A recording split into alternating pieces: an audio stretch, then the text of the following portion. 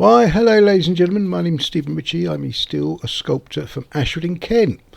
I got approached by a man to make a globe in steel of about 500, half a metre in diameter. So I happened to have a globe of 250, so I scried around some bits of plastic, sticky plastic, cut them out after increased them by ×2, stuck them to steel plates, sprayed around them so I had a nice distinctive edge, and ground them out by hand. Now I know a lot of people say, oh, you could have used a plasma cutter, could have used this, could have used that, but I wanted to get this quite accurate and I wanted to see what I was doing properly, and I could only really do that by grinding, because that's what I know. Also, this plate's about 2mm thick. Now I know I could have programmed this into a machine, but I'm I'm making a one-off here. If I planned to make thousands of these, I might have approached it in a different way. But here we are, this is the one-off.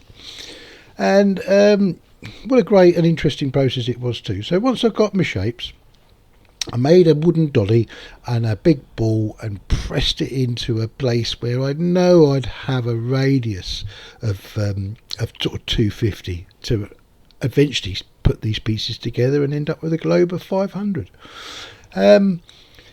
This, unfortunately, was a much harder task than I ever gave credit to, and I wouldn't approach this for the faint-hearted.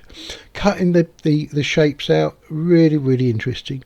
And as all good map makers and people know, it's a difficult thing to go from 2 to 3D. It does alter the shapes a little bit. There has to be allowances made.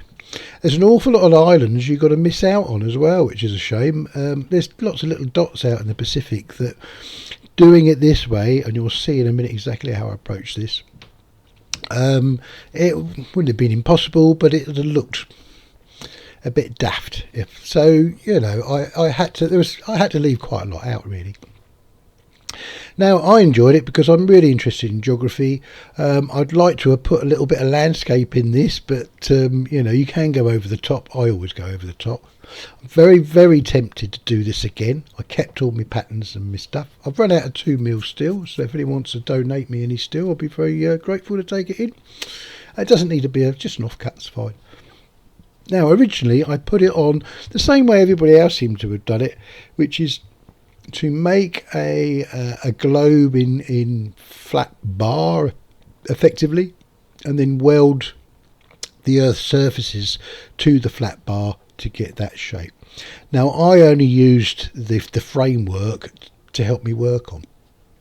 Once I got it all together and managed to make a proper globe and get all the land surfaces welded together, which was terrifically difficult, I must be honest. I then went round and just tried to tidy it up a little bit. There were areas I weren't happy with, so once I'd re-welded them together, I had to re-grind them. Could have saved myself a lot of time. You could have started with a globe of 500 and pierced through it. That's possibly the way I might have approached it if I was making lots of these things. You know, get another manufacturer to make your two halves of your globe and then plasma cut through. Quite sure that's all been done, but no, I'm going to go the hard way. And at this scale, there are certain countries that are tiny, including the United Kingdom, which barely looks like a dot on here.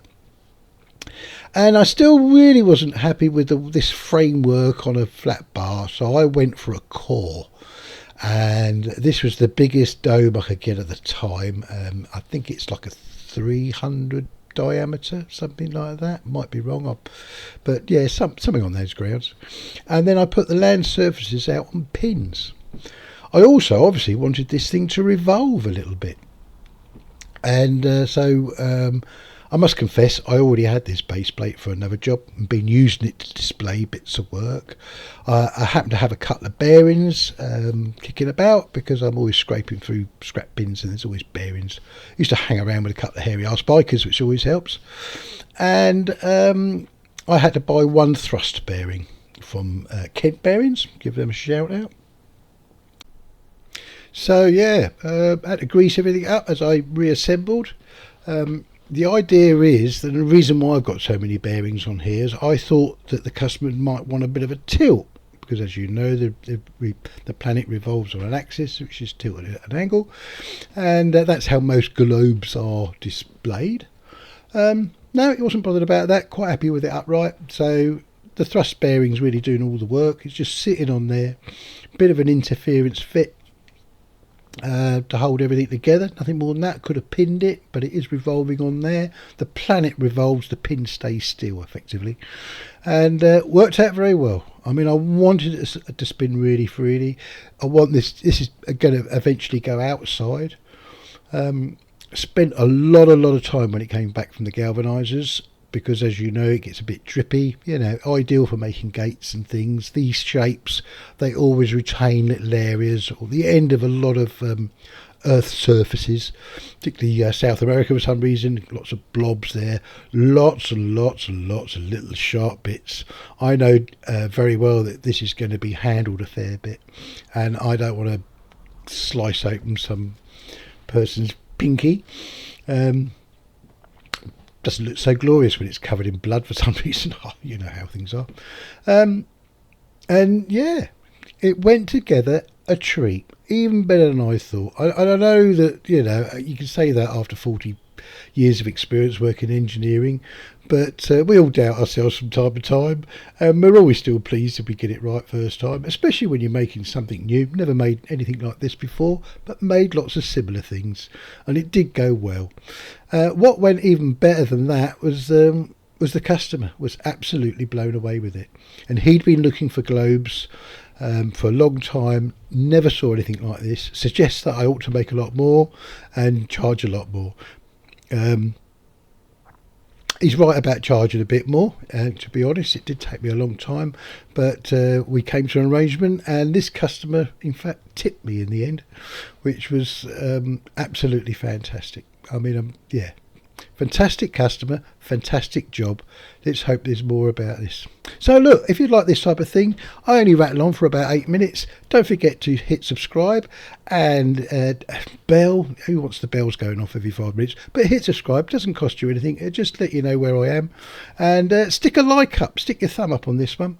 All right. Sorry to the 3,500 plus people that have subscribed to me already. You haven't heard from me for ages, but looking forward to the next job, and something other than vehicles. I haven't been particularly well, and nearly every vehicle I've ever owned seems to have broken down, and because I can, I do, and I've been repairing them.